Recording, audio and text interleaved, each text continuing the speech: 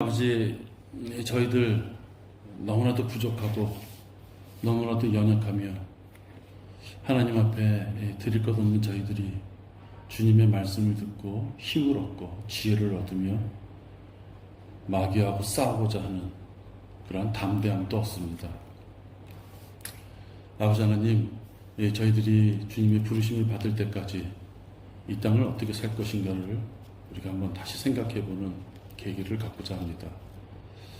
우리가 구원받는 순간 우리들을 이렇게 38가지 정도 변화된 모습이 있다고 우리에게 일러주고 계십니다. 아버지 하나님, 이 38가지가 남의 것이 아니고 나의 것이고 내가 당당하게 누릴 수 있는 것임을 깨닫게 됩니다. 그동안 혹 무심결에 지나갔던 것, 그냥 신학적인 교리인 줄만 알았던 이것이 바로 내가 바뀐 것이라는 것을 우리가 지금 이 시간 귀하게 검토합니다. 아버지 하나님, 이 귀한 지식이 지식으로 머물지 않고 나의 삶에 큰 동기가 되고 내가 소망을 바라보는 데 있어서 큰 힘을 얻는 그런 하나님의 말씀이 되도록 인도하여 주시옵소서. 주 예수 그리스도 이름으로 기도했습니다. 아멘. 오늘은 38가지 변화 중에서 10번째, 구원받는 순간 지옥에 갈 자가 지옥에 가지 않게 된다. 그게 가장 크죠. 그죠? 근데 지옥에만 가지 않는 것이 아니라 하나님의 제사장이 되게끔 해주셨다. 하나님께서 모세에게 율법을 줄 때 성막에서 일을 할 수 있는 것은 아무나 일을 할 수 있는 것이 아니었어요. 12지파가 있었지만 나는 하나님 곁에 가서 일을 해보겠다. 나는 하나님 앞에 모든 걸 바치겠다. 이렇다고 해서 아무런 지파에서나 너나 나나 할 수 있는 것이 아니었어요. 선택의 여지가 없었던 거예요. 다 필요 없어. 어디만 했죠? 무슨 지파만 했죠? 하나님 성신을 레위 지파. 그래서 레위 지파가 그 일을 감당하는데 레위 지파 중에서도 제사장은 또 아무나 할 수 없었어요. 그럼 레위 지파 중에서 누가 제사장의 역할을 했죠? 아론이에요. 그죠? 그러니까 하나님이 선택한 그들 중에서도 12분 등으로 나눴을 때도 11개 지파는 다 필요 없고 그 중에서 한 개 지파를 선택해서 그 중에서도 레위 지파라고 다 제사장이 되는 게 아니라 아론 지파에서만 됐던 거예요. 그러니까 이 제사장이라는 것은 그 시대에 그럴 수밖에 없을 것이다. 왜? 하나님과 그 백성들 사이에서 유일한 중간 역할을 하는 자였던 거예요. 그죠? 그러니까 이 하나님 앞에 제사장이라는 이 단어의 의미는 엄청 큰 거예요. 베드로전서 2장 5절 보십시오. 베드로전서 2장 5절입니다.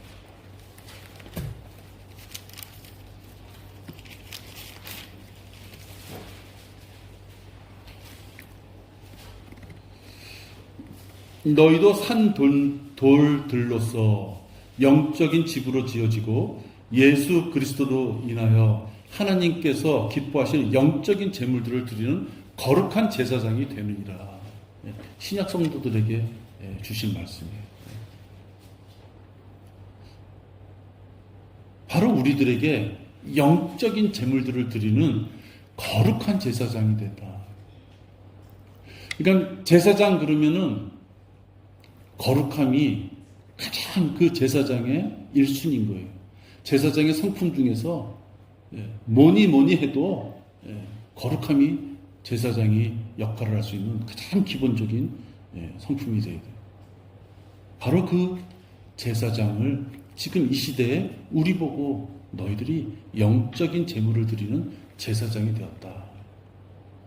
여러분 한 분 한 분이 하나님 앞에 제물을 드리는, 아까 잠깐 얘기했지만 아무나 제사장이 될 수 없었던 그 제사장의 직분을 여러분에게 주셨다. 지옥에 안 가는 정도가 아니다 하는 거예요. 또 좀 밑으로 내려가면 2장 9절 보세요. 여러분들이 좋아하는 구절 있죠. 2장 9절. 그러나 너희는 선택받은 세대요, 왕 같은 제사장이며 거룩한 민족이요 독특한 백성이니 이는 너희를 어둠에서 불러내어 그의 놀라운 빛으로 들어가게 하신 분의 덕을 너희로 선포하게 하려는 것이니라. 예, 우리들 보고 왕 같은 제사장이다. 그러니까 구원받은 하나님의 자녀는 모두 다 나는 제사장이 되겠습니다. 나는 선택받은 걸로 알고 살겠습니다. 나는 구원은 받았지만 아직 내 모습을 보니까 아직 제사장까지는 안 된 것 같습니다. 그럴 수 없어요. 우리가 주 예수 그리스도를 여러분의 구세주로 영접한 그 순간, 그래서 지옥에 갈 자가 하늘나라로 갈 그러한 하나님의 자녀 신분이 된 그 순간 하나님께서는 우리를 보고 그냥 왕 같은 제사장으로 정해놓으셨다는 거예요. 이걸 누리는 자와 누리지 못하는 자가 나온다. 소나 양과 같은 실제적인 제물이 아니라 영적인 제물을 드리는 거룩한 제사장의 직분을 갖게 된 거예요. 그래서 그리스도인은 하나님 앞에서 어떻게 해야 된다? 거룩한 자가 되어야 되는 거예요. 제사장이 됐다는 것이 무슨 끝발을 부리라는 것이 아니라 하나님 앞에 직접 다가가서, 그 당시에는 하나님 앞에 더러운 죄를 가지고 들어가면 죽는 거예요. 네. 자기의 이 땅에서 생명이 끝나는 거예요. 하나님은 거룩하신 분이기에 더러운 죄인이 하나님을 죄를 갖고 볼 수 없어요. 그래서 대제사장들이 지성소에 들어갈 때는 벌벌 떨었다는 거예요. 물론 나는 모든 속죄를 하고 죄를 다 하나님께 고했다고 생각하는데 혹시 자기도 모르는 죄가 있는데도 그냥 들어갔으면 하나님이 자기를 죽이시겠구나. 바로 그러한 제사장이 우리 모두가 된 거예요. 그래서 하나님이 우리를 보실까 말까, 내 죄를 알까 말까, 이것까지 알으셨을까? 그러면 안 되는 거예요. 베드로전서 1장 16절에 보면요, 이는 기록되기를 내가 거룩하니 너희도 거룩하라고 하시기 때문이다.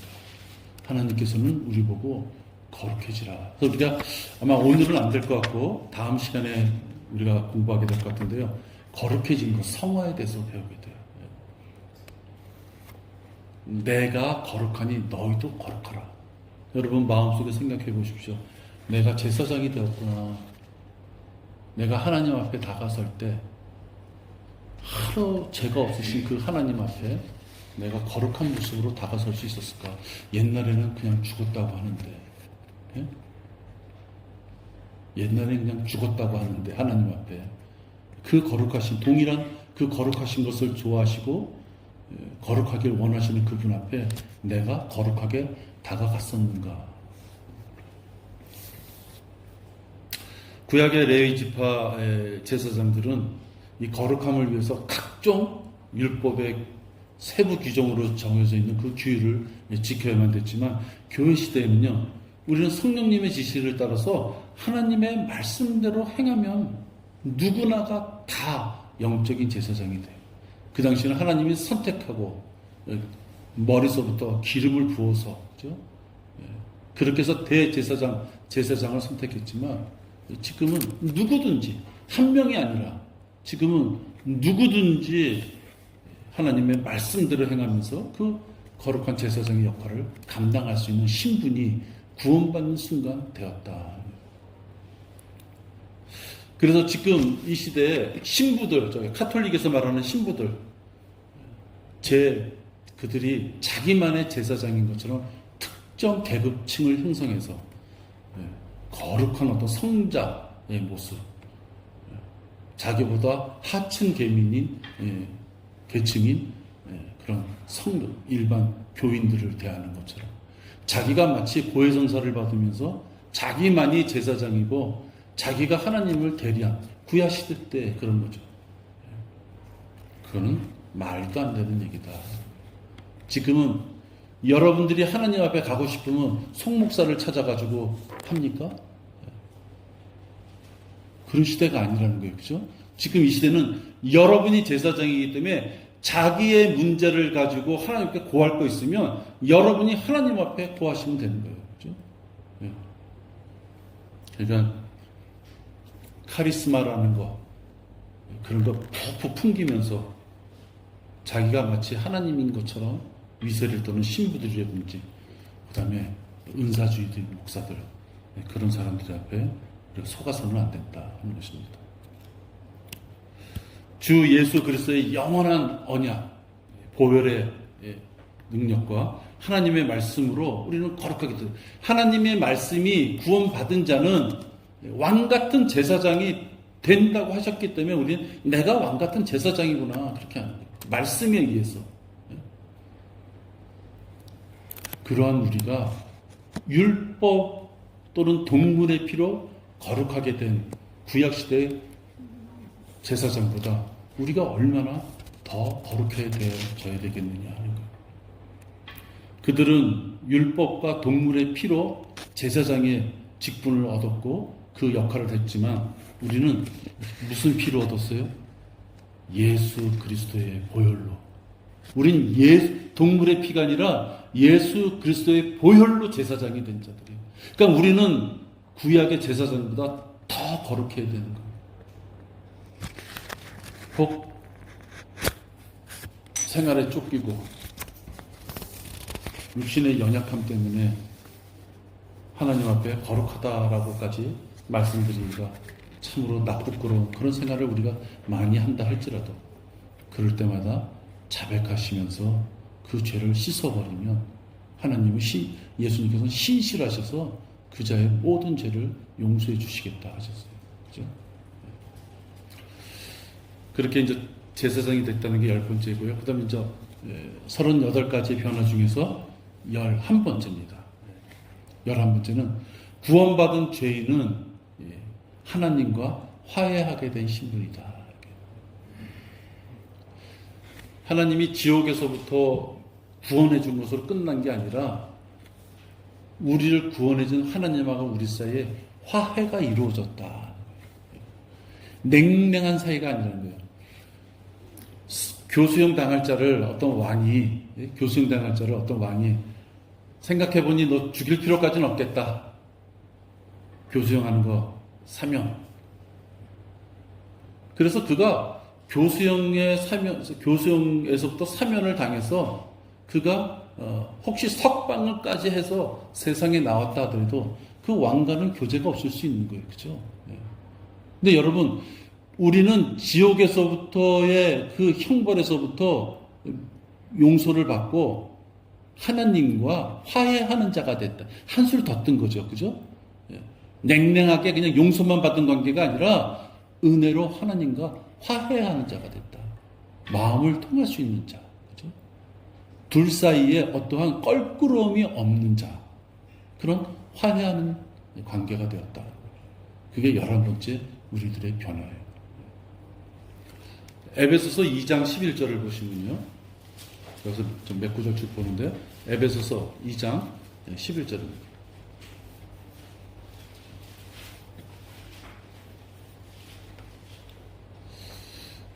그러므로 너희는 손으로 육체에 행한 할례자라 불린 자들에 의하여 과거에는 육체로 무할례자라고 불린 이방인들이었음을 기억하라. 그러니까 이제 구약 성도들 입장에서 보면은 우리들은 할례를 하지 않은 이방인들이었다 이 뜻이에요. 그죠? 한마디로 다 얘기하면 12절에 보면 그때 너희는 그리스도로부터 분리되어 있었고 이스라엘 나라에 속하지 않는 타국인이요 약속의 언약들로부터는 생소한 사람이었으며 소망도 없고 세상에 하나님도 없었느니라. 그때 너희는 그랬는데 이 너희는 이방인들을 얘기하는 거예요. 왜냐하면 11절에서 이방인을 지칭하고 있었어요. 너희는 무할례자야. 그렇게 이방인들을 지칭해 놓고 12절에 가서 너희는 그래서 이방인을 이제 받는 거예요. 한마디로 그리스도로부터 분리한 이스라엘 나라에 속하지 않고 약속의 언약들로부터는 생소한 사람, 한마디로 하나님과는 관계없는 그런 존재였다. 그러나 한때 멀리 있었던 너희가 이제 그리스도 예수 안에서 그리스도의 피로 가까워졌느니라. 하나님과 아무런 관여가 없던 그런 자들이 하나님과 가까워졌어요. 어떻게? 그리스도의 피로. 14절, 그는 우리의 화평이시니 둘을 하나로 만드셨고 우리 사이에 가로막힌 중간의 벽을 허물어뜨리셨으며. 하나님께서는 그리스도의 피로 둘을, 유대인과 이방인을 하나로, 둘 사이의 벽을, 우리가 자주 언급했지만 유대인들은 이방인을 개, 돼지 취급했잖아요. 그렇죠? 개, 돼지 취급하던 그런 관계에서 이제는 개, 돼지하고 그들이 얘기하는 유대인이라고 하나가 됐다. 차별이 없다. 어디서? 그리스도 안에서.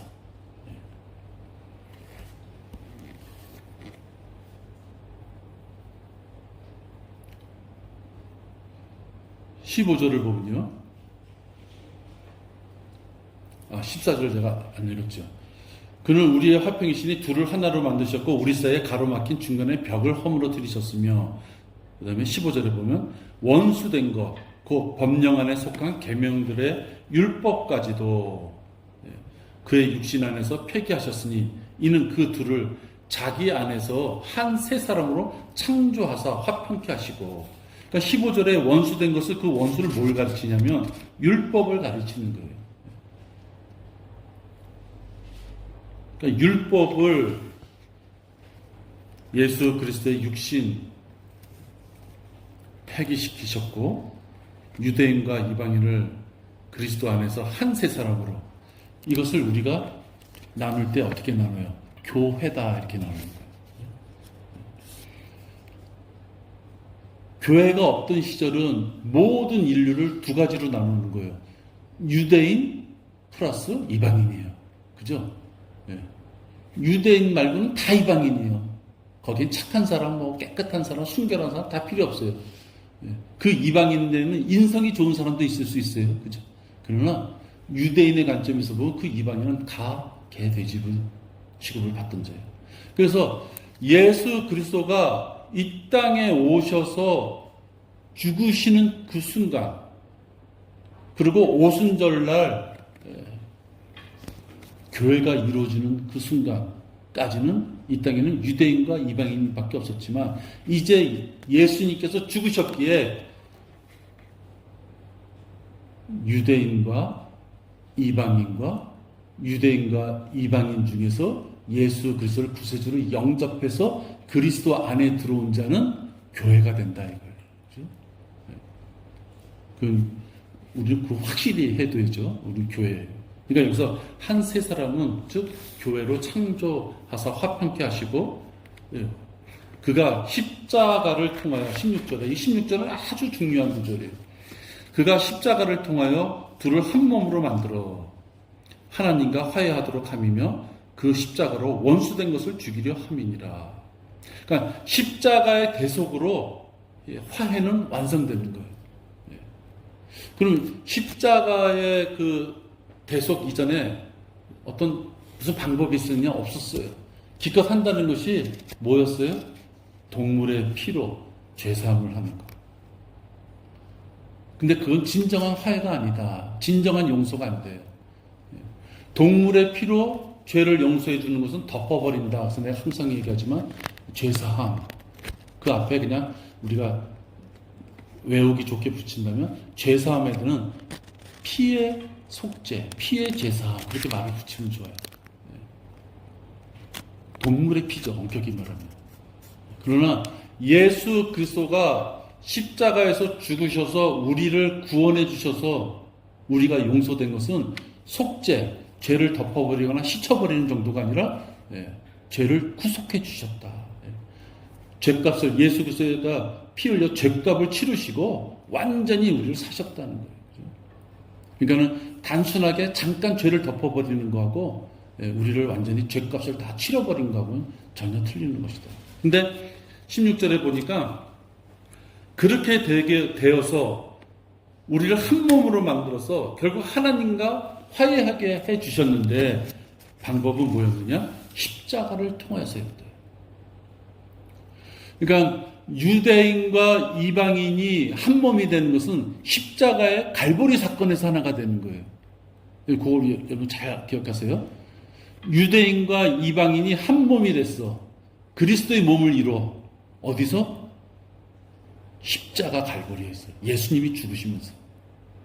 그런데 예수님이 죽으셔서 한 몸이 된 것이 실질적으로 교회로 나타나는 건 언제냐? 오순절 때. 사도행전 2장의 오순절 때.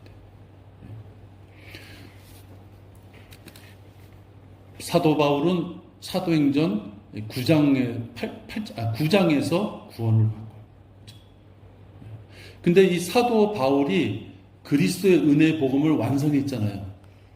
그러니까 극단적 세대주의자들은 어떻게 얘기하냐면 사도 바울이 사도행전 8장이나 9장에서 구원을 받아서 사도 바울이 구원을 받고 난 다음서부터 교회 시대가 열린다. 왜? 사도 바울이 교회 시대의 교리를 정립했기 때문에 그렇게 얘기하는 거예요.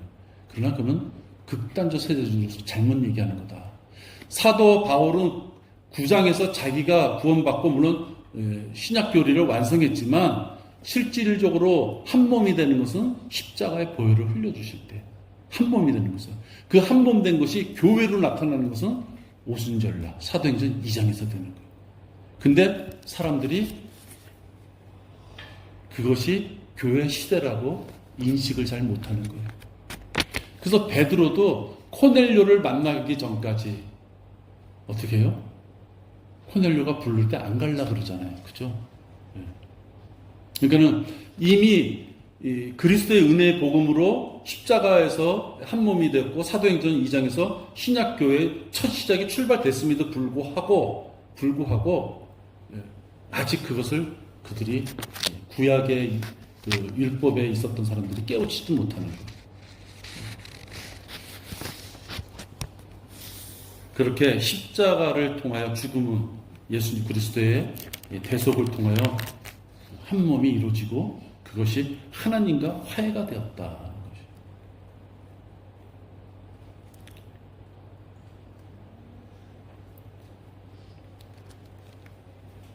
하나님과 죄인 사이에 화해를 만드신 그리스도의 피를 전하기 위해서 우리는 말씀을 들고 어디든지 가야죠. 그렇죠?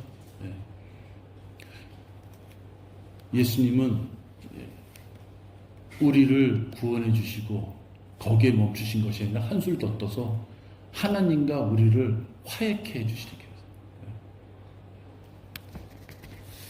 십자가에서 죽으신 것이다. 그게 이제 11번째까지.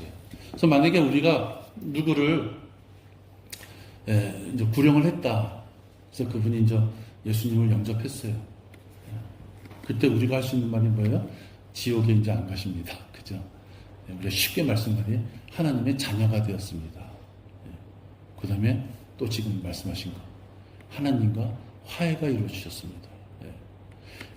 인간이 죄가 있으면 하나님 앞에는 거부감을 끼워서 가까이 갈 수가 없어요. 근데 예수님께서 죽으심으로 화해, 그것이 이루어져서 우리가 하나님과 교제할 수 있는 자격이 됐다. 거기서 이제 다음 주에 뵐 건데, 몸과 혼과 영 중에서 혼은 구원받고 영은 거듭났잖아요. 그러니까 지금 화해가 다 이루어졌어. 그 상태로 하나님과 화해의 관계를 가져갈 수 있어요. 근데 아직 하나님과 화해를 가져가지 못하는 게 뭐예요? 몸으로는 안 되는 거예요. 그렇죠? 네. 너무나도 우리가 잘 알고 있는 그런 죄악스러운 것들을 우리가 자꾸만 하고 싶고 보고 싶고 느끼고 싶고 그런 몸의 감각기관을 통해서 오는 그 죄성들은 아직은 우리가 떨어버릴 수 없어요. 그거는 우리 다음 주에 과거, 현재, 미래의 성화를 배우면서 또 배우겠습니다. 기도하겠습니다. 아버지 하나님 감사를 드립니다. 이 죄 많은 죄인들 주 예수 그리스도를 구세주로 영접하고 지옥에 안 가게 된 것만 해도 너무나도 감사할 뿐인데 우리를 제사장으로 삼아주시고 또 하나님과 화해케 해주셔서 우리의 모든 기도 제목을 가지고 우리의 슬픔의 모든 것을 가지고 우리의 괴로움의 모든 것을 가지고 다른 사람에 의존하는 것이 아니라 내가 무릎 꿇고 주님께 기도함으로 하나님께 직접 아뢰고 그 인도함을 받을 수 있는 이 시대에 우리가 살아가게 됨을 감사를 드립니다. 천사도 흠모할 수밖에 없는 그런 위치이고 그런 신분임을 다시 한번 우리가 배웠습니다.